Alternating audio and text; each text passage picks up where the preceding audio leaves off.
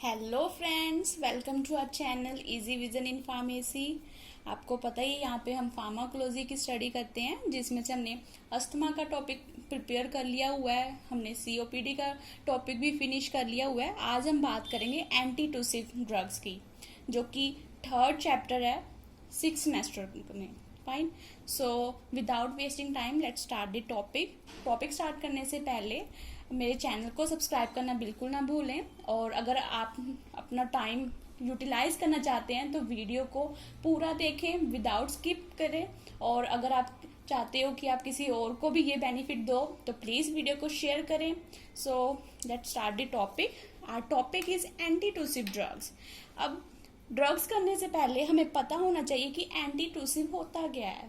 हम basic concept से start करेंगे।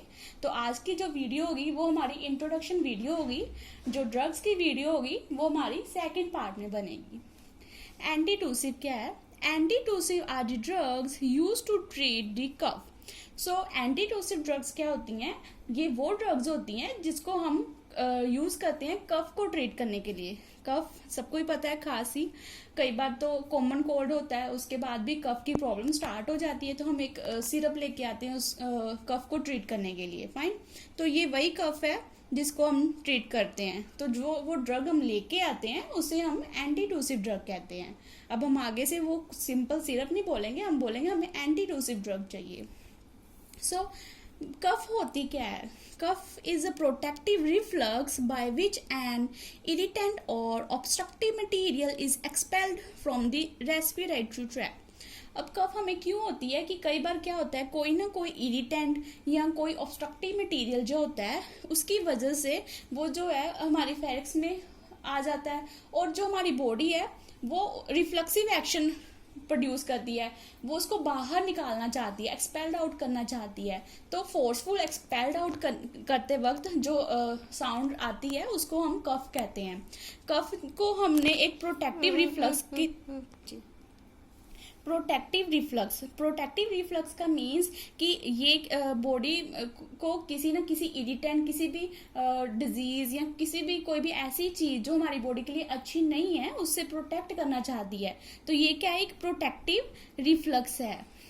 कफ is a protective reflux by which an irritant. तो उसकी वजह से क्या होता है कि कोई इरिटेंट या फिर ऑब्स्ट्रक्टिव मटेरियल जो कि इरिटेशन कॉज कर रहा है is expelled out from the respiratory tract. जो रेस्पिरेटरी ट्रैक है वहां से हम उसको बाहर निकालते हैं। तो ये हो गई हमारी कफ। अब कफ हमें पता तो चल गया कि कफ होती क्या है। इसको ट्रीट करने के लिए जो ड्रग्स होती है उसे हम एंटीटूसिव कहते हैं। लेकिन कफ कैसे होती है, उसका मैकेनिज्म क्या है? तो मैकेनिज्म ऑफ कफ देखते हैं। Initially there is a deep inspiration due to which the glottis closes temporarily. Fine, क्या होता है कि डीप इंस्पिरेशन की वजह से जो हमारा ग्लोटिस होता है वो बंद हो जाता है थोड़ी देर के लिए।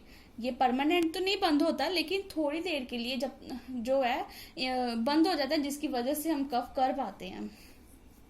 ग्लोटिस क्या है? ये हमारी रेस्पिरेटरी ट्रैक, जब हम उसके पार्ट्स पढ़ते हैं तो ये उसमें आता है। तो अगर आपको पार्ट्स के बारे में जानना है तो उसके लिए आपको अपनी हैप क्लियर करनी पड़ेगी, और अगर पर्टिकुलर किसी पार्ट की आपको वीडियो चाहिए तो आप मुझे कमेंट बॉक्स में बता सकते हैं।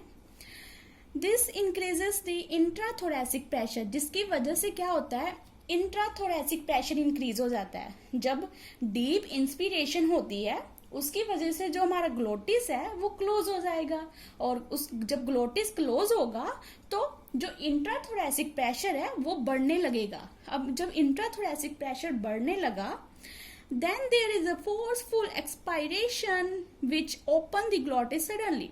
फिर उसके बाद क्या होगा? फोर्सफुल एक्सपायरेशन होगी, ठीक है? तो उसकी वजह से फिर से ग्लोटिस जो है ओपन हो जाएगा। कफ क्या होती है? सबसे पहले डीप इंस्पिरेशन होगी जिसकी वजह से ग्लोटिस हमारा क्लोज हो जाएगा।